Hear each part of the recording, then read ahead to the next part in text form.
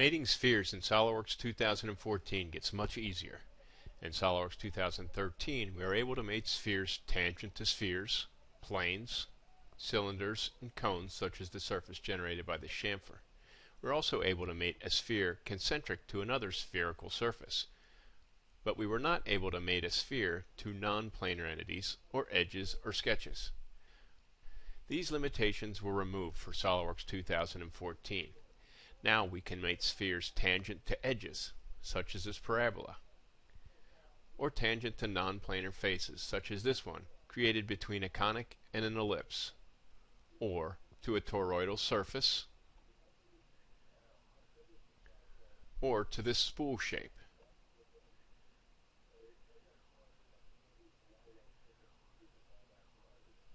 I can also mate a sphere tangent to any one of these sketch entities, such as this 3D spline.